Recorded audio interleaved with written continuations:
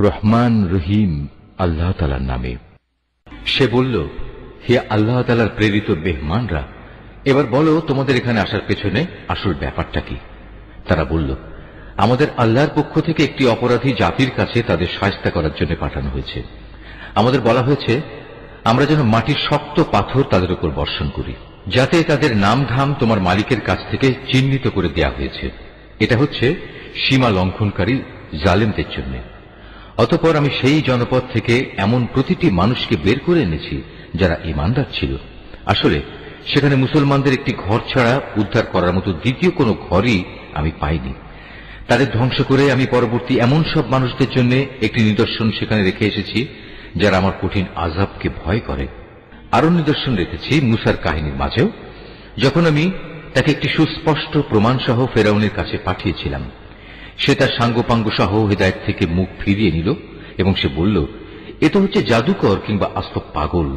অতঃপর আমি তাকে এবং তার লয় লস্করদের এই বিদ্রোহের জন্য চরমভাবে পাকড়াও করলাম এবং তাদের সবাইকে সমুদ্রে নিক্ষেপ করলাম। আসলেই সে ছিল এক দণ্ডযোগ্য অপরাধী ব্যক্তি। আদ জাতির ঘটনার মাঝেও শিক্ষণীয় উপদেশ রয়েছে। যখন আমি তাদের উপর এক সর্ববিধ্বংসী ঝড় বাতাস পাঠিয়েছিলাম, এই বিধ্বংসী বাতাস যা কিছুর উপর দিয়ে ধেয়ে এসেছে তাই পচা হাড়ের মতো চূর্ণ বিচূর্ণ করে দিয়ে গেছে। নিদর্শন রয়েছে সামুদ জাতির কাহিনীর মাঝেও, যখন তাদের বলা হয়েছিল একটি নির্দিষ্ট সময় পর্যন্ত তোমরা নিয়ামত ভোগ করতে থাকো, কিন্তু তারা তাদের মালিকের কথার নাফরমানি করল। অতঃপর এক প্রচন্ড বজ্রাঘাত তাদের উপর এসে পড়ল এবং তারা চেয়েই থাকল। আযাবের সামনে তারা একটুখানি দাঁড়াবার শক্তিও পেল না এবং এই আযাব থেকে নিজেদের তারা বাঁচাতেও পারল না। এর আগেও বিদ্রোহের জন্য আমি নূহের জাতিকে ধ্বংস করেছিলাম। নিঃসন্দেহে তারাও ছিল একটি পাপী সম্প্রদায়। আমি আমার নিজস্ব ক্ষমতা বলেই এ আসমান বানিয়েছি। নিঃসন্দেহে আমি মহান ক্ষমতাশালী।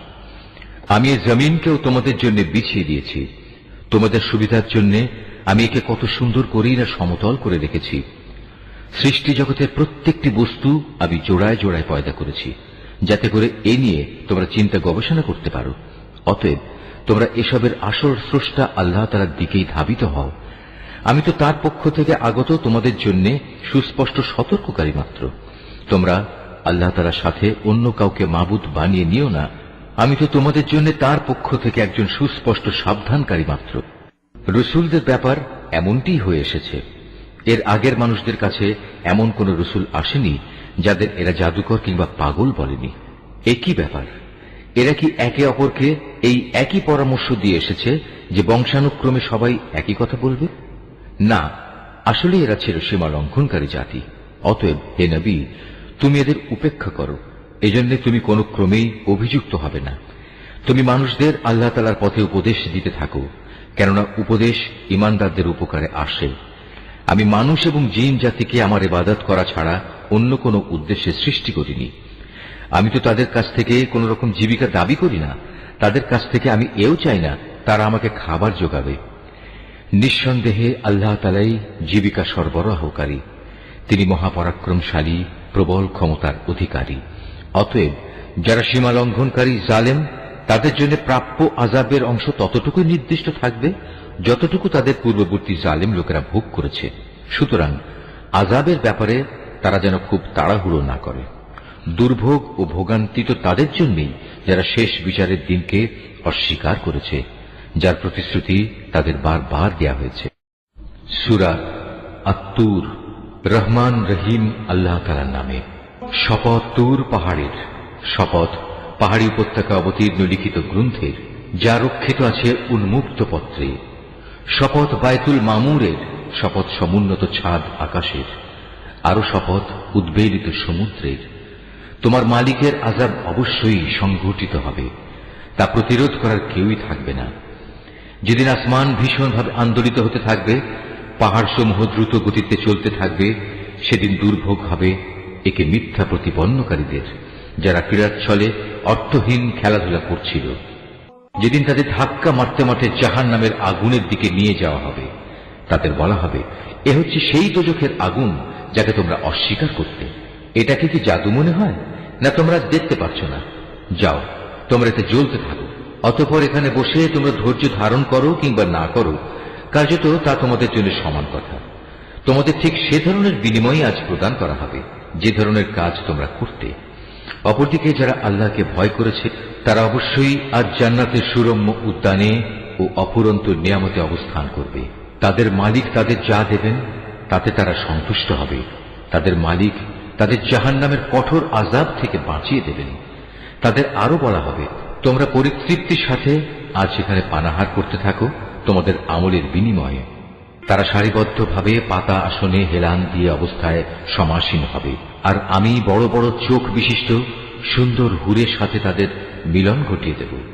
যেসব মানুষ নিজেরা আল্লাহর উপর ঈমান এনেছে এবং তাদের সন্তানরাও এ ঈমানের ব্যাপারে তাদের অনুবর্তন করেছে, আমি সেদিন জান্নাতে তাদের সন্তান সন্ততিদের তাদের নিজ নিজ পিতামাতার সাথে মিলিয়ে দেব, আর এজন্য আমি তাদের পিতামাতার পাওনার কিছুই হ্রাস করব না। বস্তুত প্রত্যেক ব্যক্তি নিজ নিজ কুফরি কর্মফলের হাতে বন্দী হয়ে আছে। জান্নাতে আমি তাদের এমন সব ধরনের ফলমূল ও গোশত দিয়ে আহার্য পরিবেশন করব যা তারা পেতে চাইবে। সেখানে তারা একে অপরের কাছ থেকে পেয়ালা ভরে ভরে পানীয় নিতে থাকবে। সেখানে কোনো অর্থহীন কথা ও কাজকর্ম থাকবে না এবং কোন রকম অপরাধও থাকবে না। তাদের চারপাশে তাদের সেবার জন্য নিয়োজিত থাকবে কিশোর দল, যারা এক একজন হবে যেন লুকিয়ে রাখা মণিমুক্তা। তারা একজন আরেকজনের দিকে চেয়ে তাদের দুনিয়ার জীবনে কথাবার্তা জিজ্ঞেস করতে থাকবে। তারা তখন বলবে, হ্যাঁ, আমরা তো আগে আমাদের পরিবারের মাঝে সব সময় পরিণামের ভয়ে জীবন কাটাতাম, আর এ কারণেই আজ আল্লাহ তাআলা আমাদের উপর এসব নিয়ামত দিয়ে অনুগ্রহ করেছেন। সর্বোপরি তিনি আমাদের জাহান্নামের গরম আগুনের শাস্তি থেকেও রক্ষা করেছেন। আমরা আগেও আল্লাহ তাআলাকে ডাকতাম, আমরা জানতাম তিনি অনুগ্রহশীল ও দয়ালু। অতএব হে নবী, মানুষদের তুমি এ দিনের কথা স্মরণ করাতে থাকো। আল্লাহ তাআলার অনুগ্রহে তুমি কোনো গণক নও, আবার তুমি কোনো পাগলও নও। তুমি হচ্ছে তার বাণী বহনকারী একজন রসুল মাত্র। তারা কি বলতে চায় এ ব্যক্তি একজন কবি এবং সে কোনো দৈব দুর্ঘটনায় পতিত হোক, আমরা সে অপেক্ষাই করছি? তুমি তাদের বলো, হ্যাঁ, তোমরাও অপেক্ষা করো, আমিও তোমাদের সাথে অপেক্ষা করব। ওদের জ্ঞান বুদ্ধি কি ওদের এসব বলতে বলে, না আসলে ওরা একটি সীমালঙ্ঘনকারী সম্প্রদায়? অথবা এরা কি বলতে চায় সে রসুল নিজেই কোরআনের এ কথাগুলো রচনা করে নিয়েছে? সত্য কথা হচ্ছে এরা ঈমান আনে না। তারা নিজেদের কথায় যদি সত্যবাদী হয় তবে তারাও এই কোরআনের মতো কিছু একটা রচনা করে নিয়ে আসুক না। তারা কি কোনো স্রষ্টা ছাড়া এমনি এমনি সৃষ্টি হয়ে গেছে? না তারা বলতে পারে তারা নিজেরাই নিজেদের স্রষ্টা? না তারা নিজেরাই এই আকাশমণ্ডল ও ভূমণ্ডল সৃষ্টি করেছে?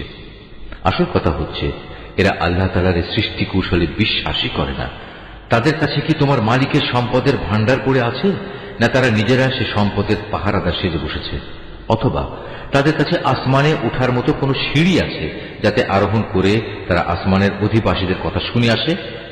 তাহলে তারা আসমান থেকে শোনা বিষয়ের উপর সুস্পষ্ট কোনো প্রমাণ এনে হাজির করুক।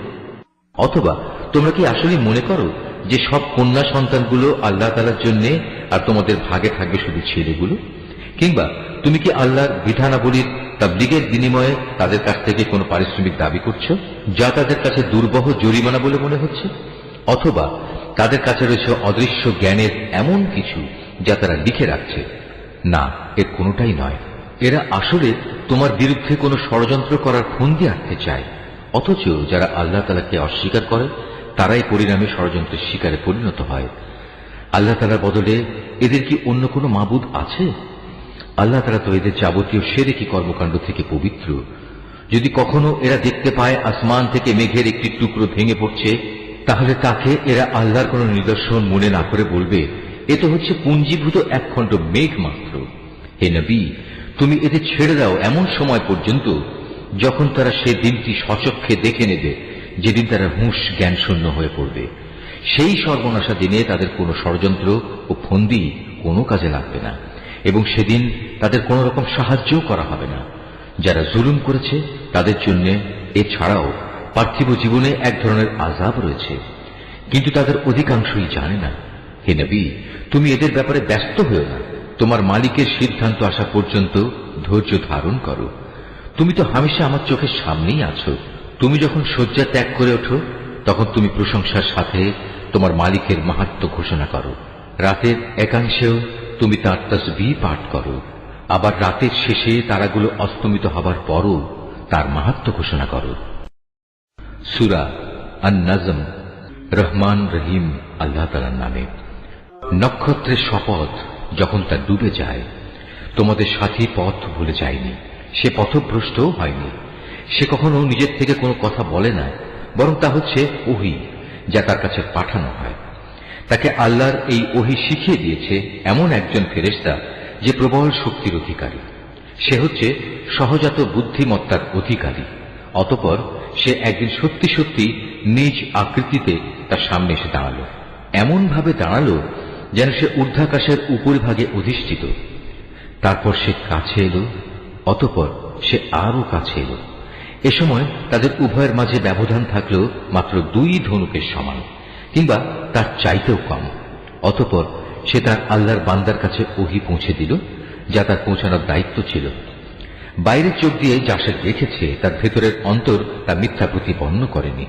তোমরা কি সে বিষয়ে বিতর্কে লিপ্ত হতে চাচ্ছ যা সে নিজের চোখে দেখেছে? সে ভুল করেনি, কারণ সে তাকে আর একবারও দেখেছিল। সে তাকে দেখেছিল সিদরাতুল মুনতাহার কাছে, যার কাছে রয়েছে মুমিনদের চিরস্থায়ী ঠিকানা জান্নাত। সে সিদরাটি তখন এমন এক জ্যোতি দিয়ে আচ্ছন্ন ছিল, যা দ্বারা তার আচ্ছন্ন হওয়া শোভনীয় ছিল। তাই এখানে তার কোনো দৃষ্টি বিভ্রম হয়নি এবং তার দৃষ্টি কোন রকম সীমা লঙ্ঘনও করেনি। অবশ্যই সে আল্লাহ তাআলার বড় বড় নিদর্শন সমূহ দেখেছে। তোমরা ভেবে দেখেছ কি লাত ও উজ্জা সম্পর্কে এবং তৃতীয় আরেকটি দেবী মানাত সম্পর্কে? তোমরা কি মনে করে নিয়েছ পুত্র সন্তান সব তোমাদের জন্য আর কন্যা সন্তান সব আল্লাহর জন্য?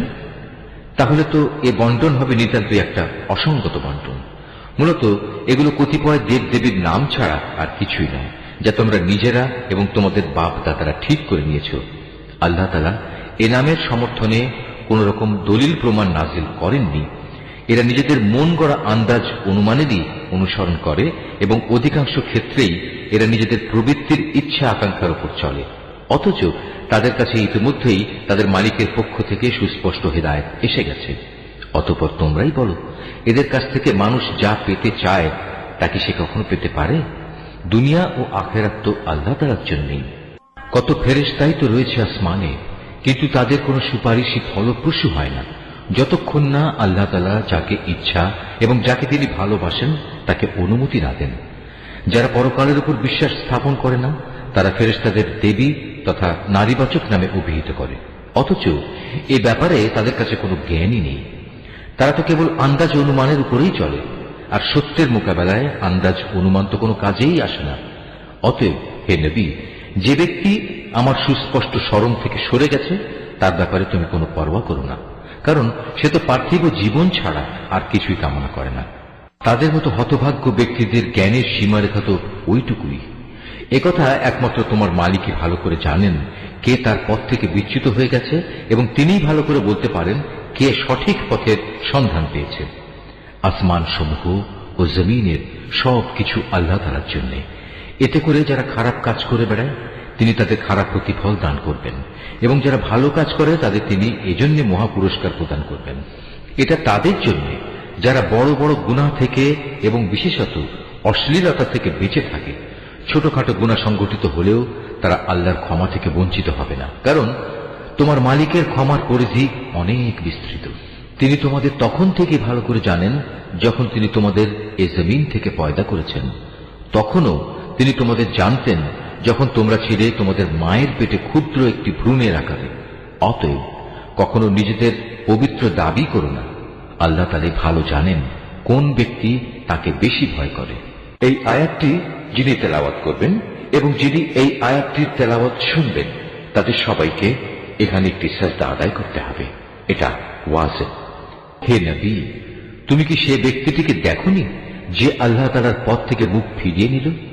যে ব্যক্তি সামান্য কিছুই দান করল অতঃপর সম্পূর্ণভাবে নিজের হাত গুটিয়ে নিল, তার কাছে কি অদৃশ্য জগতের কোনো জ্ঞান ছিল যে তা দিয়ে সে অন্য কিছু দেখতে পাচ্ছিল? তাকে কি একথা জানানো হয়নি যে মুসার কাছে পাঠানো আমার সহিফা সমূহে কি কথা লেখা আছে? তাকে কি ইব্রাহিমের কথা জানানো হয়নি? ইব্রাহিম আল্লাহর বিধানাবলী পুরোপুরি পালন করেছে। কোন মানুষই অন্যের পাপের বোঝা উঠাবে না। মানুষ ঠিক ততটুকুই পাবে যতটুকু সে চেষ্টা করবে, আর তার কাজকর্ম পরীক্ষা নিরীক্ষা করা হবে এবং অচিরেই তা দেখা হবে। অতঃপর তাকে তার পুরোপুরি বিনিময় দেয়া হবে। পরিশেষে সবাইকে একদিন তোমার মালিকের কাছেই পৌঁছতে হবে। তিনি সবাইকে হাসান, তিনি সবাইকে কাঁদান, তিনি মানুষকে মারেন, তিনি তাদের বাঁচান। তিনি নরনারীর যুগল পয়দা করেছেন এক বিন্দু স্খলিত শুক্র থেকে। নিশ্চয়ই পুনরায় এদের জীবন দান করার দায়িত্ব কিন্তু তার একার। তিনি তাকে ধনশালী করেন এবং তিনি পুঁজি দান করে তার স্থায়ী রাখেন। তিনি সেরা নামক নক্ষত্রেরও মালিক। তিনি প্রাচীন আদ সম্প্রদায়কে ধ্বংস করে দিয়েছেন। তিনি আরো ধ্বংস করেছেন সামুদ জাতিকে এমন ভাবে তাদের একজনকেও অবশিষ্ট রাখেননি। এর আগে তিনি ধ্বংস করেছেন নূহের জাতিকে, কেননা তারা ছিল ভীষণ জালেম ও চরম বিদ্রোহী। তিনি একটি জনপদকে উপরে উঠিয়ে উল্টো করে ফেলে দিয়েছেন। অতঃপর সে জনপদের উপর তিনি ছেয়ে দিলেন এমন এক ভয়ঙ্কর আযাব যা তাকে পুরোপুরিভাবে ছেয়ে দিল। তারপরেও হে নির্বোধ মানুষ, তুমি তোমার মালিকের কোন কোন নিদর্শনে সন্দেহ প্রকাশ করো? আযাবের সতর্ককারী এ নবী তো আগের পাঠানো সতর্ককারীদেরই একজন। তড়িৎ আগমনকারী কিয়ামতের ক্ষণটি আজ আসন্ন হয়ে গেছে। আল্লাহ তাআলা ছাড়া কেউই সে ক্ষণটির দিনকাল সম্পর্কিত তথ্য উদ্ঘাটন করতে পারবে না। এগুলি কি তাহলে সেসব বিষয় যার ব্যাপারে তোমরা আজ রীতিমতো বিস্ময় বোধ করছো?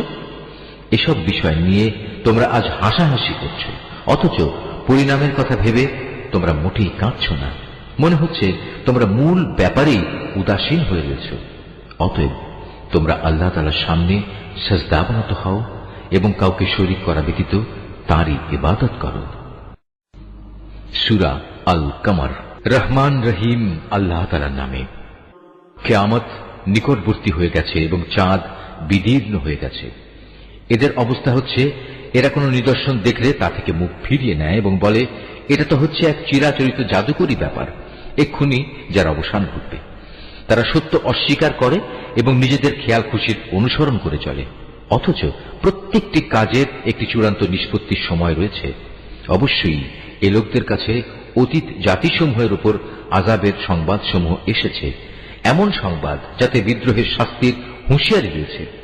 এগুলো হচ্ছে পুরোপুরি জ্ঞান সমৃদ্ধ ঘটনা, যদিও এসব সতর্কবাণী তাদের কোনোই উপকারে আসে না। অতএব হে নবী, তুমি এদের নিজেদের অবস্থার উপর ছেড়ে দাও। যেদিন একজন আহ্বানকারী এদের একটি অপ্রিয় বিষয়ের দিকে আহ্বান করবে, সেদিন তারা অবনত দৃষ্টি নিয়ে একে একে কবর থেকে এমন ভাবে বেরিয়ে আসবে যেন ইতস্তত বিক্ষিপ্ত পঙ্গপাল। তারা সবাই তখন সেই আহ্বানকারীর দিকে দৌড়াতে থাকবে যারা এদিনকে অস্বীকার করেছিল। তারা বলবে, এ তো দেখছি আসলে এক ভয়াবহ দিন। এদের আগে নূহের জাতীয় এভাবে তাদের নবীকে অস্বীকার করেছিল। তারা আমার বান্দা নূহ নবীকে মিথ্যা সাব্যস্ত করেছে। তারা তাকে পাগল বলে আখ্যায়িত করেছে, তাকে ধমক দেওয়া হয়েছিল। অবশেষে সে তার মালিককে ডাকল এবং বলল, হে আমার মালিক, আমি অসহায় হয়ে পড়েছি, অতএব তুমি এদের কাছ থেকে প্রতিশোধ নাও। এরপর আমি তার ডাকে সাড়া দিলাম এবং প্রবল বৃষ্টির পানি বর্ষণের জন্য আসমানের দ্বারসমূহ খুলে দিলাম। ভূমির স্তর বিদীর্ণ করে তা পানির প্রচন্ড প্রস্রবণে পরিণত করলাম। অতঃপর আসমান ও জমিনের পানি এক জায়গায় মিলিত হল এমন একটি কাজের জন্য যা আগে থেকে ঠিক করে রাখা হয়েছিল। তখন আমি তাকে কাঠ ও পেরেক নির্মিত একটি যানে উঠিয়ে নিলাম, যা আমার প্রত্যক্ষ দৃষ্টির সামনে ধীরে ধীরে বয়ে চলল। এই কাজটি ছিল সে ব্যক্তির জন্য আমার একটি পুরস্কার বিশেষ, যাকে মাত্র কিছুদিন আগেও অস্বীকার করা হয়েছিল। আমি জলযান সদৃশ সেই জিনিসটিকে পরবর্তী মানুষদের জন্য একটি নিদর্শন হিসেবে রেখে দিয়েছি।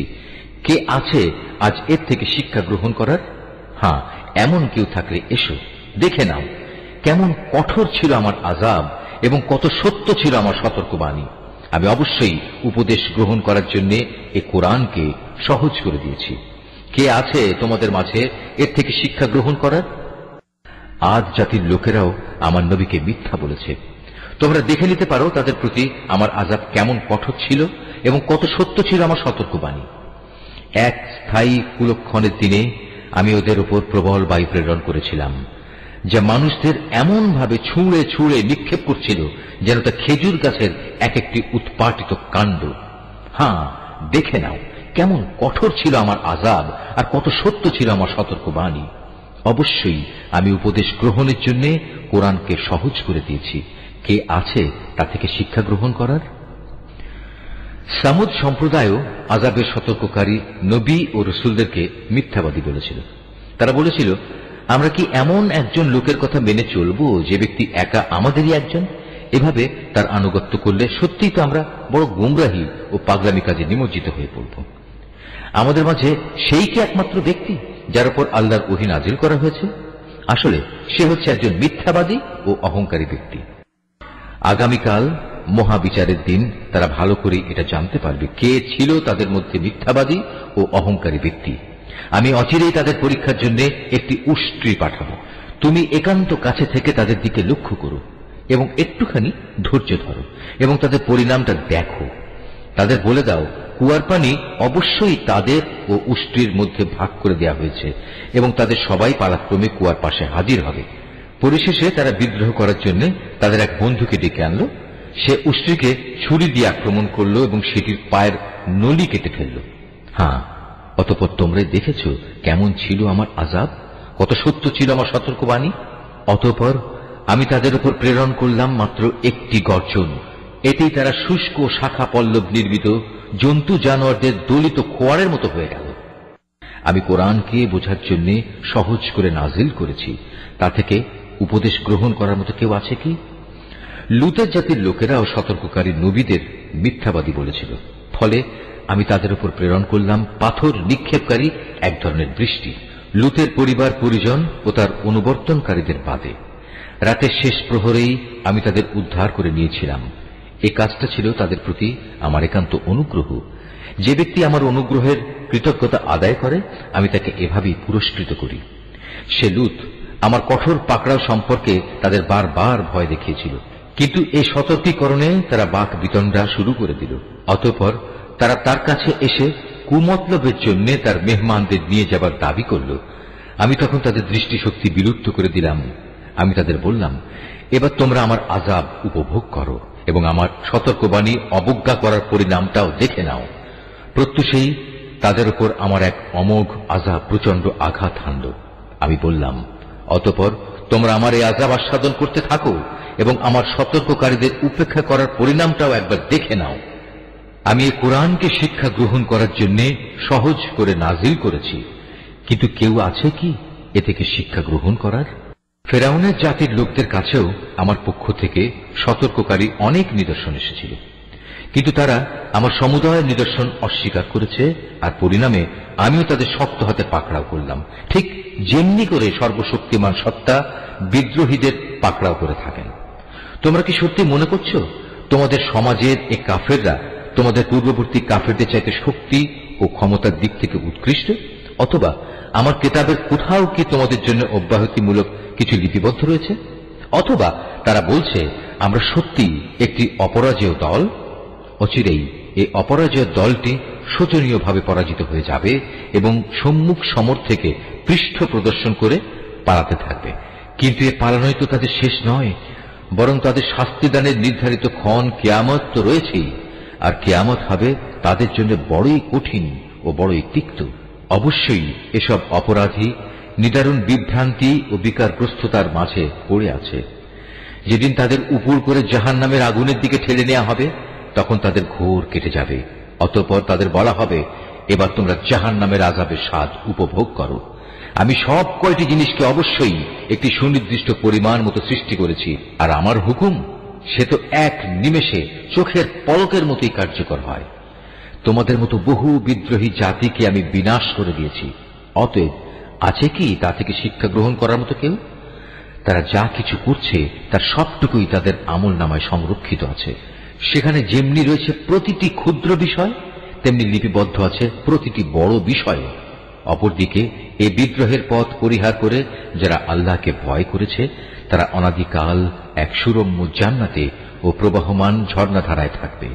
তারা অবস্থান করবে যথাযোগ্য সম্মানজনক জায়গায়, বিশাল ক্ষমতার অধিকারী সার্বভৌম আল্লাহ তাআলার সান্নিধ্যে। সূরা আর রহমান। রহমান রহিম আল্লাহ তাআলার নামে।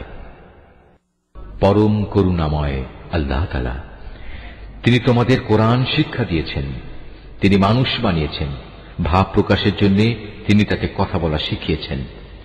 সূর্য ও চন্দ্র উভয় নির্ধারিত হিসাব মোতাবেক কক্ষপথ ধরে চলছে।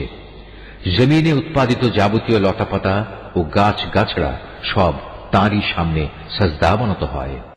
আসমান তাকে তিনি সমুন্নত করে রেখেছেন এবং মহাশূন্যে তার ভারসাম্যের জন্য তিনি একটি মানদণ্ড স্থাপন করেছেন, যাতে করে তোমরা কখনো আল্লাহ তাআলা নির্ধারিত এই মানদণ্ডের সীমা অতিক্রম না করো। ইনসাফ মোতাবেক তোমরা ওজনের মানদণ্ড প্রতিষ্ঠা করো এবং ওজনে কম দিয়ে মানদণ্ডের ক্ষতি সাধন করো না।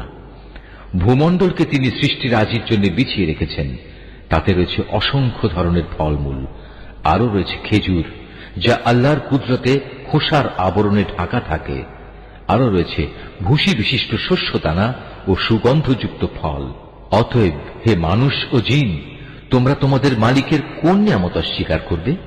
তিনি মানুষকে বানিয়েছেন পোড়া মতো শুকনো ঠনঠনে এক টুকরো মাটি থেকে এবং জিনদের বানিয়েছেন আগুন থেকে। অতঃপর হে মানুষ ও জিন, তোমরা তোমাদের মালিকের কোন নিয়ামত অস্বীকার করবে? তিনি হচ্ছেন দুই মৌসুমের দুই উদয়াচলের মালিক এবং তিনি হচ্ছেন আবার দুই ঋতুর দুই অস্তাচলের মালিক। অতঃপর হে মানুষ ও জিন, তোমরা তোমাদের মালিকের কোন নিয়ামত অস্বীকার করবে?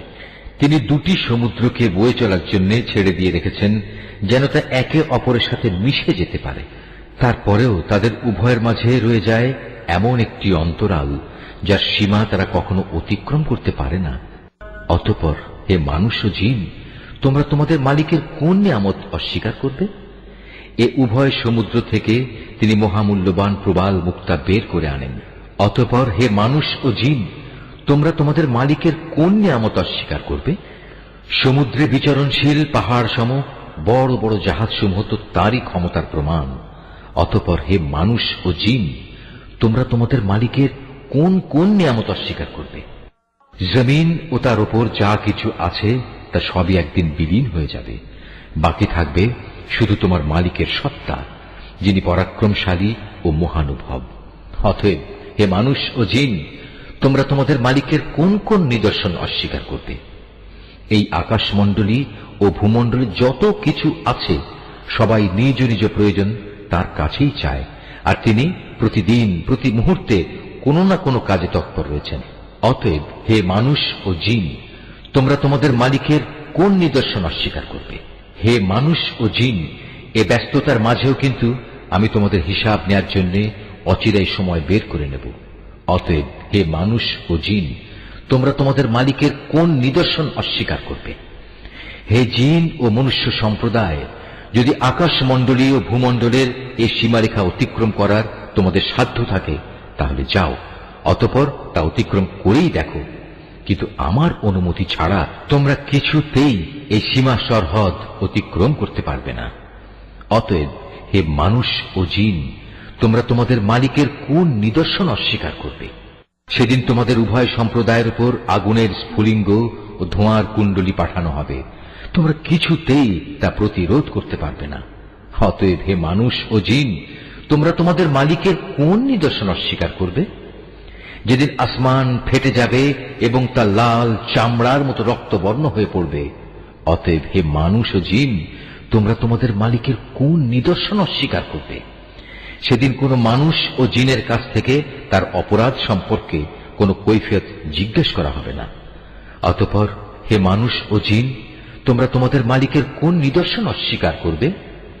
অপরাধীরা তাদের অপরাধী চেহারা দিয়ে সেদিন এমনিই চিহ্নিত হয়ে যাবে। অপরাধের নথি তাদের ললাটে এঁটে থাকবে এবং তাদের কপালের চুল ও পা ধরে ধরে হাঁকিয়ে নেওয়া হবে। অতঃপর হে মানুষ ও জিন, তোমরা তোমাদের মালিকের কোন নিদর্শন অস্বীকার করবে?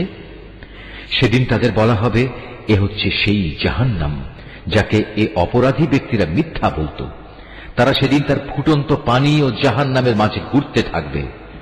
অতএব হে মানুষ ও জিন, তোমরা তোমাদের মালিকের কোন নিদর্শন অস্বীকার করবে? তোমাদের মাঝে যে ব্যক্তি তার নিজের মালিকের সামনে দাঁড়াবার ভয় করবে, তার জন্য থাকবে দুটো সুরম্য বাগিচা। অতঃপর হে মানুষ ও জিন, তোমরা তোমাদের মালিকের কোন নিয়ামত অস্বীকার করবে? সে বাগিচা দুটো আবার হবে ঘন শাখা প্রশাখা বিশিষ্ট। অতঃপর হে মানুষ ও জিন, তোমরা তোমাদের মালিকের কোন নিয়ামত অস্বীকার করবে? সেখানে দুটো ঝর্ণাধারা প্রবাহমান থাকবে। অতএব হে মানুষ ও জিন, তোমরা তোমাদের মালিকের কোন নিয়ামত অস্বীকার করবে? সেখানে প্রতিটি ফল থাকবে আবার দু প্রকারের। অতএব হে মানুষ ও জিন, তোমরা তোমাদের মালিকের কোন নিয়ামত অস্বীকার করবে? জান্নাতের অধিবাসীরা সেখানে হেলান দিয়ে আয়েসে বসবে রেশমের আস্তর দিয়ে মোড়ানো পুরু ফরসের উপর। এ সময় উভয় উদ্যান ফল সহ তাদের সামনে ঝুলন্ত অবস্থায় থাকবে। অতএব হে মানুষ ও জিন, তোমরা তোমাদের মালিকের কোন নিয়ামত অস্বীকার করবে?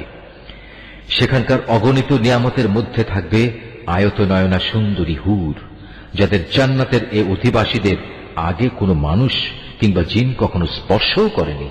অতএব হে মানুষ ও জিন, তোমরা তোমাদের মালিকের কোন নিয়ামত অস্বীকার করবে? এরা যেন এক একজন প্রবাল ও পদ্মরাগের মতো অপরূপ। অতএব হে মানুষ ও জিন, তোমরা তোমাদের মালিকের কোন নিয়ামত অস্বীকার করবে? তুমিই বলো। উত্তম আনুগত্যের বিনিময়ে উত্তম পুরস্কার ছাড়া আর কি হতে পারে? অতএব হে মানুষ ও জিন, তোমরা তোমাদের মালিকের কোন নিয়ামত অস্বীকার করবে? নিয়ামতের এ দুটো উদ্যান ছাড়াও সেখানে রয়েছে দুটো ভিন্ন ধরনের উদ্যান। অতএব হে মানুষ ও জিন, তোমরা তোমাদের মালিকের কোন কোন নিয়ামত অস্বীকার করবে? সে দুটো বাগিচা হবে চিরসবুজ ও ঘন। অতএব হে মানুষ ও জিন, তোমরা তোমাদের মালিকের কোন নিয়ামত অস্বীকার করবে? সেখানে থাকবে দুটো ঝর্ণাধারা, ফোয়ারার মতো সদা উচ্ছল গতিতে তা বইতে থাকবে। অতএব হে মানুষ ও জিন, তোমরা তোমাদের মালিকের কোন নিয়ামত অস্বীকার করবে? সেখানে আরো থাকবে রং বেরঙের ফল পাকড়া, খেজুর ও আনার। অতএব হে মানুষ ও জিন, তোমরা তোমাদের মালিকের কোন নিয়ামত অস্বীকার করবে? সেখানে থাকবে সৎ স্বভাবের অনিন্দ্য সুন্দরী রমণীরা। অতএব হে মানুষ ও জিন, তোমরা তোমাদের মালিকের কোন নিয়ামত অস্বীকার করবে? এ হুররা রয়েছে তাঁবুতে অপেক্ষমান অবস্থায়। অতএব হে মানুষ ও জিন, তোমরা তোমাদের মালিকের কোন নিয়ামত অস্বীকার করবে? এই জান্নাতের অধিবাসীদের আগে অন্য কোনো মানুষ কিংবা জিন এদের স্পর্শও করেনি। অতএব হে মানুষ ও জিন, তোমরা তোমাদের মালিকের কোন নিয়ামত অস্বীকার করবে? জান্নাতের অধিকারী এ ব্যক্তিরা সুন্দর গালিচার বিছানা ও সবুজ চাদরের উপর হেলান দিয়ে বসবে। অতএব হে মানুষ ও জিন, তোমরা তোমাদের মালিকের কোন নিয়ামত অস্বীকার করবে? কত মহান তোমার মালিকের নাম! তিনি মহাপ্রতাপশালী ও পরম অনুগ্রহশীল। সূরা আল ওয়াকিয়া। রহমান রহিম আল্লাহ তাআলার নামে। যখন কিয়ামতের অবশ্যম্ভাবী ঘটনাটি সংঘটিত হবে, তখন কেউই তার অস্বীকারী থাকবে না। এই ঘটনাটি হবে কারো মর্যাদা ভুলুণ্ঠনকারী আর কারো মর্যাদা সমুন্নতকারী। পৃথিবী যখন প্রবল কম্পনে কম্পিত হবে, পর্বতমালা সম্পূর্ণরূপে চূর্ণ বিচূর্ণ করে দেয়া হবে, অতঃপর তা বিক্ষিপ্ত ধুলাবালিতে পরিণত হয়ে যাবে, আর তোমরা 3 ভাগে ভাগ হয়ে যাবে। প্রথমত হবে ডান দিকের দল। জানো এই ডান দিকের দলটি কত সৌভাগ্যবান। দ্বিতীয়ত হবে বাম দিকের দল, আরে বাম দিকের দলটি কত হতভাগা। তৃতীয়ত হবে অগ্রবর্তী ঈমান আনয়নকারী দল। এরাই হল মূলত প্রধান অগ্রগামী দল। এরা হচ্ছে আল্লাহ তাআলার একান্ত ঘনিষ্ঠ বান্দা। এরা অবস্থান করবে নিয়ামতে পরিপূর্ণ জান্নাত সমূহে। এদের বড় অংশটি অবশ্য হবে আগের লোকদের মধ্যে থেকে, আর সামান্য অংশই থাকবে পরবর্তী লোকদের মাঝ থেকে। তারা থাকবে স্বর্ণখচিত আসনের উপর। তার উপর একে অপরের মুখোমুখি আসনে হেলান দিয়ে বসবে। তাদের চারপাশে তাদের সেবার জন্য চিরকিশোরদের একটি দল ঘুরতে থাকবে। পানপাত্র ও প্রবহমান সুরা ভর্তি পেয়ালা নিয়ে এরা হাজির হবে। সেই সুরা পান করার কারণে তাদের কোনো শির পীড়া হবে না, তারা কোন রকম নেশাগ্রস্তও হবে না। সেখানে আরো থাকবে তাদের নিজ নিজ পছন্দ মতো বেছে নেওয়া ফলমূল, থাকবে তাদের মনের চাহিদা মোতাবেক রকমারি পাখির গোশত। সেবার জন্য মজুদ থাকবে সুন্দরী সুনয়না তরুণী দল। তারা যেন এক একটি সযত্নে ঢেকে রাখা মুক্তা। এর সব কিছুই হচ্ছে তাদের সেই কাজের পুরস্কার যা তারা দুনিয়ায় করে এসেছে। সেখানে তারা কোনো অর্থহীন প্রলাপ বা কথাবার্তা শুনতে পাবে না। সেখানে বলা হবে শুধু শান্তি, নিরবচ্ছিন্ন শান্তি। অতঃপর আসবে ডান পাশের লোক। আর কারাই ডান পাশের লোক?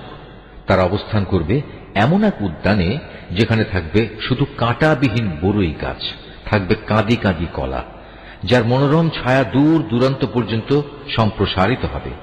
আর থাকবে প্রবহমান ঝর্ণাধারার পানি, পর্যাপ্ত পরিমাণ ফলমূল, এমন সব ফল যার সরবরাহ কখনো নিঃশেষ হবে না এবং যার ব্যবহার কখনো নিষিদ্ধও করা হবে না। আর থাকবে উঁচু উঁচু বিছানা। আমি তাদের বানিয়েছি বানানোর মতো করেই। তাদের একটি বৈশিষ্ট্য হচ্ছে আমি তাদের চিরকুমারী করে রেখেছি। আরেকটি বৈশিষ্ট্য হচ্ছে তারা হবে সব বয়সের প্রেম সোহাগিনী।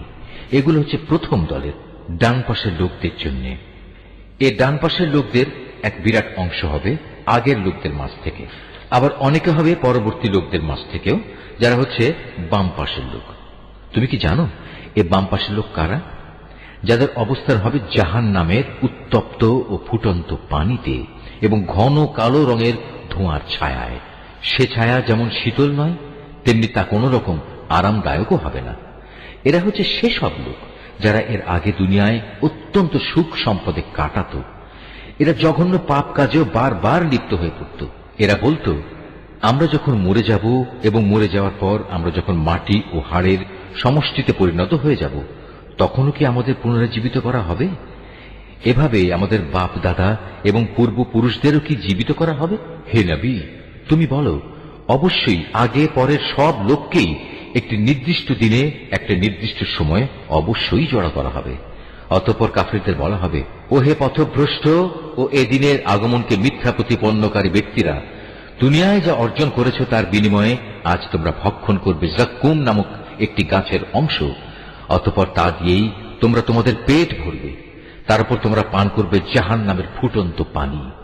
তাও আবার পান করতে থাকবে মরুভূমির তৃষ্ণার্ত উটের মতো করে। এ হবে কিয়ামতে তাদের যথার্থ মেহমানদারি। আমি যে তোমাদের সবাইকে পয়দা করেছি, এ কথাটা তোমরা কি স্বীকার করছো না? তোমরা যে নারী দেহের একটি ভাণ্ডে এক বিন্দু বীর্যপাত করো, সে সম্পর্কে কখনো কি ভেবে দেখেছ? বলতো, তাকে কি তোমরা পূর্ণাঙ্গ মানুষ বানিয়ে দাও, না আমি তার স্রষ্টা? তোমাদের মাঝে সবার মৃত্যু আমি নির্ধারণ করি এবং আমি এ ব্যাপারে মোটেই অক্ষম নই যে তোমাদের বদলে তোমাদের মতোই আর এক দল মানুষ বানিয়ে দেব এবং প্রয়োজনে তোমাদেরই আবার এমন ভাবে তৈরি করব যে কিছুই তোমরা জানতে পারবে না। তোমরা যখন তোমাদের প্রথম সৃষ্টির ব্যাপারটা জানতে পেরেছ, তখন দ্বিতীয়বার সৃষ্টির এ সাবধান বাণী থেকে কেন শিক্ষা গ্রহণ করছো না? তোমরা জমিনে যে বীজ বপন করো, সে সম্পর্কে কি কখনো চিন্তা করেছ? তা থেকে ফসলের উৎপাদন কি তোমরা করো, না আমি তার উৎপাদক? অথচ আমি যদি চাই তাহলে অঙ্কুরিত সব বীজ খড় কুটায় পরিণত করে দিতে পারি, আর তা দেখে তোমরা হতভম্ব হয়ে পড়বে। তোমরা বলতে থাকবে, হায়, আজ আমাদের তো সর্বনাশ হয়ে গেল, আমরা তো জমিনের ফসল থেকে আজ বঞ্চিত হয়ে গেলাম। কখনো কি তোমরা সেই পানি সম্বন্ধে চিন্তা করে দেখেছ যা তোমরা নিত্য পান করো? বলতে পারো, আকাশের মেঘমালা থেকে এ পানি কি তোমরা বর্ষণ করো, না আমি এর বর্ষণকারী? অথচ আমি চাইলে এ সুপেয় পানি লবণাক্ত করে দিতে পারি। এসব কথাবার্তা জানা সত্ত্বেও তোমরা কেন আমার কৃতজ্ঞতা আদায় করছো না? আগুন যা প্রতিদিন তোমরা প্রজ্বলিত করে থাকো, তা কি কখনো ভেবে দেখেছ তার মধ্যে আগুন জ্বালানোর গাছটিকে তোমরা সৃষ্টি করেছ, না আমি এর স্রষ্টা? মূলত আমি একে সভ্যতার নিদর্শন করে রেখেছি এবং একে ভ্রমণকারীদের জন্য প্রয়োজন পূরণের সামগ্রী বানিয়ে দিয়েছি। অতঃপর হে নবী, এ সব কিছুর জন্য তুমি তোমার মহান মালিকের মহান নামের মাহাত্ম্য ঘোষণা করো। অতঃপর আমি শপথ করছি অস্তাচলের তারকাপুঞ্জের। সত্যি আমার গোটা সৃষ্টি নৈপুণ্যের আলোকে এ হচ্ছে এক মহান শপথ। যদি তোমরা জানতে, অবশ্যই কোরআন এক মহামর্যাদাবান গ্রন্থ। এটি লিপিবদ্ধ রয়েছে একটি সযত্নে রক্ষিত গ্রন্থে। পূত পবিত্র ব্যক্তি রেখে তাকে স্পর্শও করতে পারে না, কেননা তা নাজিল করা হয়েছে সৃষ্টিকুলের মালিক আল্লাহ তাআলার কাছ থেকে। এ সত্ত্বেও তোমরা এই গ্রন্থের আনিত বাণীকে সাধারণ কথাই মনে করতে থাকবে। এবং মিথ্যা প্রতিপন্ন করাটাকেই তোমরা তোমাদের জীবিকা আহরণের মাধ্যমে বানিয়ে নেবে। হ্যাঁ, যখন কোনো মানুষের প্রাণ তার কণ্ঠ নাড়িতে এসে পৌঁছে যায়, তখন কেন তোমরা অসহায়ের মতো তাকিয়ে থাকো? এ সময় তো বরং তোমাদের চাইতে আমি সেই মুমূর্ষু ব্যক্তির বেশি কাছে থাকি, কিন্তু তোমরা এর কিছুই দেখতে পাও না। তোমরা যদি এমন অক্ষম নাই হও, তোমরা যদি তোমাদের ক্ষমতার দাবিতে সত্যবাদী হও, তাহলে কেন সেই বেরিয়ে যাওয়া প্রাণ পুনরায় তার দেহে ফিরিয়ে আনো না? হ্যাঁ, যদি সেই মৃত ব্যক্তিটি আল্লাহর নৈকট্যপ্রাপ্ত প্রথম দলের একজন হয়ে থাকে, তাহলে তার জন্য থাকবে আরাম, আয়েশ, উন্নত মানের আহার্য ও নিয়ামতে ভরপুর এক চিরন্তন জান্নাত। আর যদি সে হয় ডান পাশের দ্বিতীয় দলের কেউ, তাহলে তাকে এই বলে অভিনন্দন জানানো হবে, তোমার জন্য রয়েছে আল্লাহর পক্ষ থেকে শান্তি আর শান্তি, কারণ তুমি তো ছিলে ডান পাশেরই একজন। আর যদি সে হয় আল্লাহ তাআলাকে অস্বীকারী মিথ্যাবাদী পথভ্রষ্ট কোনো ব্যক্তি, তাহলে ফুটন্ত পানি দ্বারা তার আপ্যায়ন করা হবে এবং সে জাহান্নামের কঠিন আগুনে উপনীত হবে। নিশ্চয়ই এ হচ্ছে এক অমোঘ সত্য ঘটনা। অতএব আযাব থেকে বেঁচে থাকার জন্য হে নবী, তুমি তোমার মহান মালিকের পবিত্র নামের তাসবিহ পাঠ করো। সূরা আল হাদিদ। রহমান রহিম আল্লাহ তাআলার নামে। আকাশমণ্ডলীয় পৃথিবীতে যা কিছু আছে তার সবকিছুই আল্লাহ তাআলার পবিত্রতা এবং মাহাত্ম্য ঘোষণা করে। তিনি মহাপরাক্রমশালী ও প্রজ্ঞাময়। আসমান সমূহ ও জমিনের সার্বভৌমত্ব তাঁরই জন্য। তিনি জীবন দান করেন, তিনি মৃত্যু ঘটান, তিনি সব কিছুর উপর চূড়ান্ত ক্ষমতাবান। তিনি আদি, তিনি অন্ত, তিনি প্রকাশ্য, তিনি অপ্রকাশ্য এবং তিনি সর্ববিষয়ে সম্মুখ অবহিত। তিনি হচ্ছেন সেই মহান সত্তা যিনি 6 দিনে আসমান সমূহ ও জমিন সৃষ্টি করেছেন, অতঃপর তিনি তার আরশে সমাসীন হন। তিনি জানেন যা কিছু এ ভূমির ভেতরে প্রবেশ করে, আবার যা কিছু ভূমি থেকে বেরিয়ে আসে। আসমান থেকে যা বর্ষিত হয় তা যেমন তিনি জানেন, আবার আসমানের দিকে যা কিছু ওঠে তাও তিনি অবগত আছেন। তোমরা যেখানেই থাকো না কেন, তিনি তোমাদের সাথেই আছেন। তোমরা যা কিছু করছো, আল্লাহ তাআলা তার সব কিছুই দেখছেন। আসমান সমূহ ও জমিনের সার্বভৌমত্ব তার জন্য, কারণ প্রতিটি বিষয় তার দিকেই ফিরিয়ে নেওয়া হবে। তিনি রাতকে মিশিয়ে দেন দিনের সাথে, আবার দিনকে মিশিয়ে দেন রাতের সাথে। তিনি মনের কোণে লুকিয়ে থাকা বিষয় সম্পর্কেও সম্যক অবগত রয়েছেন। হে মানুষ, তোমরা ঈমান আনো আল্লাহ তাআলা ও তার রাসূলের উপর। আল্লাহ তাআলা তোমাদের যে সম্পদের অধিকারী বানিয়েছেন তা থেকে তাঁরই পথে তোমরা ব্যয় করো। অতঃপর তোমাদের মধ্যে যারা ঈমান আনবে এবং আল্লাহর নির্ধারিত পথে অর্থ ব্যয় করবে, জেনে রেখো তাদের জন্য রয়েছে এক মহা পুরস্কার। তোমাদের একই হলো, তোমরা কেন আল্লাহর উপর ঈমান আনছো না? বিশেষ করে যখন স্বয়ং আল্লাহর রাসূল তোমাদের ডাক দিয়ে বলছেন তোমরা তোমাদের মালিকের উপর ঈমান আনো, এবং তিনি তো এ মর্মে তোমাদের কাছ থেকে প্রতিশ্রুতিও আদায় করে নিয়েছিলেন। যদি তোমরা সত্যি ঈমানদার হও, তাহলে সেই প্রতিশ্রুতি স্মরণ করো। তিনি সে মহান সত্তা যিনি তার বান্দার উপর সুস্পষ্ট আয়াত নাজিল করেছেন, যেন তিনি তোমাদের জাহেলিয়াতের অন্ধকার থেকে ঈমানের আলোর দিকে বের করে নিতে পারেন। আল্লাহ তাআলা সত্যি তোমাদের প্রতি পরম দয়ালু ও একান্ত করুণাময়। তোমাদের একই হলো, তোমরা কেন আল্লাহর পথে অর্থ ব্যয় করতে চাও না, অথচ আসমান সমূহ ও জমিনের সব কিছুর মালিকানা এক আল্লাহ তাআলার জন্যই। তোমাদের মধ্যে তারা কখনো একই রকম মর্যাদার অধিকারী হবে না যারা বিজয় সাধিত হওয়ার আগে আল্লাহর পথে ব্যয় করেছে এবং ময়দানে সংগ্রাম করেছে। তাদের মর্যাদা ওদের তুলনায় অনেক বেশি যারা বিজয় সাধিত হবার পর আল্লাহর পথে অর্থ ব্যয় করেছে এবং জিহাদে অংশগ্রহণ করেছে। অবশ্য আল্লাহ তাআলা এদের সবাইকেই উত্তম পুরস্কার প্রদানের ওয়াদা দিয়েছেন। মূলত তোমরা যা কিছুই করো, আল্লাহ তাআলা সে সম্পর্কে পূর্ণাঙ্গভাবে জ্ঞাত রয়েছেন। কি আছে যে ব্যক্তি আল্লাহকে ঋণ দেবে, এমন উত্তম ঋণ যার বিনিময়ে আল্লাহ তাআলা পরকালে তাকে কয়েক গুণ বাড়িয়ে দেবেন এবং তার জন্য থাকবে আরো বড় ধরনের পুরস্কার। যেদিন তুমি ঈমানদার পুরুষ ও ঈমানদার মহিলাদের এগিয়ে যেতে দেখতে পাবে, দেখবে তাদের সামনে দিয়ে এবং তাদের ডান পাশ দিয়ে নূরের এক জ্যোতিও এগিয়ে চলছে। এ সময় তাদের উদ্দেশ্যে বলা হবে, আজ সুসংবাদ তোমাদের জন্য। আর সে সুসংবাদ হচ্ছে জান্নাতের, যার পাদদেশ দিয়ে সুপেয় ঝর্ণাধারা বইতে থাকবে। সেখানে তোমরা অবস্থান করবে অনন্তকাল ধরে, আর এটা হচ্ছে চরম সাফল্য। সেদিন মুনাফিক পুরুষ ও মুনাফিক নারীরা ঈমানদারদের বলবে, তোমরা আমাদের দিকে একটু তাকাও, যাতে করে আমরাও তোমাদের নূর থেকে কিছুটা হলেও আলো গ্রহণ করতে পারি। তাদের বলা হবে, তোমরা আজ পেছনে ফিরে যাও এবং পারলে সেখানে গিয়ে আলোর সন্ধান করো। অতঃপর এদের উভয়ের মাঝখানে একটি প্রাচীর দাঁড় করিয়ে দেয়া হবে। এতে একটি দরজাও থাকবে, যার ভেতরের অংশে থাকবে আল্লাহর রহমত, আর তার বাইরের দিকে থাকবে ভয়াবহ আযাব। তখন মুনাফিক দল ঈমানদারদের ডেকে বলবে, আমরা কি দুনিয়ার জীবনে তোমাদের সাথে ছিলাম না? তারা বলবে, হ্যাঁ, অবশ্যই ছিলে, তবে তোমরা নিজেরাই নিজেদের গোমরাহির বিপদে বিপদগ্রস্ত করে দিয়েছিলে। তোমরা সব সময় সুযোগের অপেক্ষায় থাকতে, নানা রকমের সন্দেহ পোষণ করতে। আসলে দুনিয়ার মোহ তোমাদের সব সময়ই প্রতারিত করে আসছিল। আর এভাবে একদিন তোমাদের ব্যাপারে আল্লাহর পক্ষ থেকে মৃত্যুর ফয়সালা এসে হাজির হল এবং প্রতারক শয়তান তোমাদের আল্লাহ তাআলা সম্পর্কেও ধোঁকায় ফেলে রেখেছিল। অতঃপর আজ আযাব থেকে বাঁচানোর জন্য তোমাদের কাছ থেকে কোন রকম মুক্তিপণ গ্রহণ করা হবে না, আর না তাদের কাছ থেকে কোন রকম মুক্তিপণ গ্রহণ করা হবে যারা আল্লাহ তাআলাকে অস্বীকার করেছে। আজ তোমাদের উভয়ের ঠিকানা হবে জাহান্নামের আগুন, আর এই আগুনই হবে এখানে তোমাদের একমাত্র সাথী। কত নিকৃষ্ট তোমাদের এই পরিণাম! ঈমানদারদের জন্য এখনো কি সে ক্ষণটি এসে পৌঁছয়নি যে আল্লাহর আযাবের স্মরণে আল্লাহ তাআলা যা কিছু নাজিল করেছেন তার স্মরণে তাদের অন্তরসমূহ বিগলিত হয়ে যাবে এবং সে কখনোই তাদের মতো হবে না যাদের কাছে এর আগে আল্লাহর কিতাব নাজিল করা হয়েছিল। অতঃপর তাদের উপর এক দীর্ঘকাল অতিবাহিত হয়ে গেল, যার ফলে তাদের মনও কঠিন হয়ে গেল।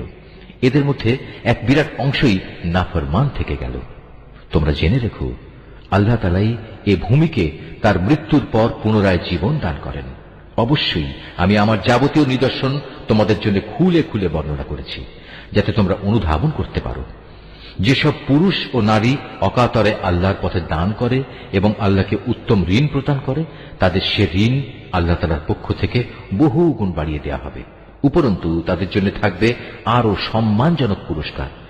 আর যারা আল্লাহর উপর ঈমান এনেছে তার রাসূলের উপর, তারাই হচ্ছে যথার্থ সত্যবাদী, যারা তাদের মালিকের সামনে সত্যের পক্ষে সাক্ষ্য দান করবে। তাদের সবার জন্য রয়েছে তাদের মালিকের পক্ষ থেকে পুরস্কার এবং তাদের নিজেদের নূরও, যা তাদের সাফল্যের প্রমাণ বহন করবে।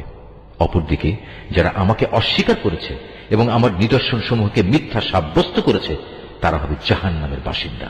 তোমরা জেনে রাখো, এ পার্থিব জীবন খেলাধুলা, জাঁকজমক প্রদর্শন, পরস্পর অহংকার প্রদর্শনের প্রতিযোগিতা, ধন সম্পদ ও সন্তান সন্ততি বাড়ানোর চেষ্টা সাধনা ছাড়া আর কিছুই নয়। এ যেন আকাশ থেকে বর্ষিত এক পশলা বৃষ্টি, যার উৎপাদিত ফসলের সমাহার কৃষকের মনকে খুশিতে ভরে দেয়। অতঃপর সে ফসল ঘরে তোলার উপযোগী হলে একদিন তা শুকিয়ে যায় এবং আস্তে আস্তে তুমি দেখতে পাও তা হলুদ রং ধারণ করতে শুরু করেছে। তারপর তা অর্থহীন খড়কুটায় পরিণত হয়ে যায়। কাফেরদের জন্য পার্থিব জীবনের চেষ্টা সাধনা এমনই এক অর্থহীন কর্মকাণ্ড ছাড়া আর কিছুই নয়। আর পরকালের জীবনে তাদের জন্য থাকবে কঠোর আযাব এবং ঈমানদারদের জন্য থাকবে আল্লাহর পক্ষ থেকে তার ক্ষমা ও সন্তুষ্টি। সত্যি কথা হচ্ছে, দুনিয়ার এই জীবন কতিপয় ধোঁকা প্রতারণার সামগ্রী বই কিছুই নয়। অতএব এসব অর্থহীন প্রতিযোগিতা বাদ দিয়ে তোমরা তোমাদের মালিকের পক্ষ থেকে সেই প্রতিশ্রুত ক্ষমা ও চিরন্তন জান্নাত পাওয়ার জন্য এগিয়ে যাও। এমন জান্নাত যার আয়তন আসমান জমিনের সমান প্রশস্ত, তা প্রস্তুত করে রাখা হয়েছে সেসব মানুষদের জন্য যারা আল্লাহ তাআলা ও তার পাঠানো রাসূলের উপর ঈমান এনেছে। মূলত এ হচ্ছে আল্লাহ তাআলার এক অনুগ্রহ। যাকে তিনি চান তাকেই তিনি এই অনুগ্রহ প্রদান করেন। আর আল্লাহ তাআলা হচ্ছেন মহা অনুগ্রহশীল। সামগ্রিকভাবে গোটা দুনিয়ার উপর কিংবা ব্যক্তিগতভাবে তোমাদের উপর যখনই কোনো বিপর্যয় আসে, তা সংঘটিত হওয়ার বহু আগেই তার বিবরণ একটি গ্রন্থে লিখে রাখা হয়েছে। আর আল্লাহ তাআলার জন্য এ কাজ অত্যন্ত সহজ। এজন্য যাতে করে তোমাদের কাছ থেকে যা কিছু সুযোগ সুবিধা হারিয়ে গেছে তার জন্য তোমরা আফসোস না করো, এবং আল্লাহ তাআলা তোমাদের যা কিছু দিয়েছেন তাতেও যেন তোমরা বেশি হর্ষোৎফুল্ল না হও। আল্লাহ তাআলা এমন সব লোকদের ভালোবাসেন না যারা ঔদ্ধত্য ও অহংকার প্রদর্শন করে। আল্লাহ তাআলা তাদেরও ভালোবাসেন না যারা নিজেরা কার্পণ্য করে আবার অন্যদেরও কার্পণ্য করার আদেশ দেয়। যে ব্যক্তি জেনে বুঝে আল্লাহর হুকুম থেকে মুখ ফিরিয়ে নেয় তার জানা উচিত আল্লাহ তাআলা কারোই মুখাপেক্ষী নন এবং তিনি মহান প্রশংসায় প্রশংসিত। আমি অবশ্যই আমার রসুলদের কতিপয় সুস্পষ্ট নিদর্শন সহ মানুষদের কাছে পাঠিয়েছি এবং আমি তাদের সাথে কিতাব পাঠিয়েছি, আরো পাঠিয়েছি আমার পক্ষ থেকে এক ন্যায়দণ্ড, যাতে করে মানুষ এর মাধ্যমে ইনসাফের উপর কায়েম থাকতে পারে। তাদের জন্য আমি লোহা নাজিল করেছি, যার মাধ্যমে একদিকে যেমন রয়েছে বিপুল শক্তি, অন্যদিকে রয়েছে মানুষের বহুবিধ উপকার। এ সবকিছুর উদ্দেশ্য হচ্ছে এর মাধ্যমে আল্লাহ তাআলা জেনে নিতে চান কে আল্লাহ তাআলা ও তার রসুলকে না দেখেও সাহায্য করতে এগিয়ে আসে। বস্তুত আল্লাহ তাআলা প্রচন্ড শক্তিমান ও মহাপরাক্রমশালী। আমি নূহ ও ইব্রাহিমকে আমার রসুল হিসেবে প্রেরণ করেছি এবং তাদের উভয়ের বংশধরদের মাঝে আমি নবুয়ত ও কিতাব প্রেরণের ব্যবস্থা করে রেখেছি। অতঃপর তাদের মাঝে কিছু কিছু লোক সঠিক পথ অবলম্বন করেছে, অবশ্য তাদের অধিকাংশ লোকই ছিল নাফরমান। তারপর তাদের বংশে একের পর এক আমি অনেক রসুলই প্রেরণ করেছি।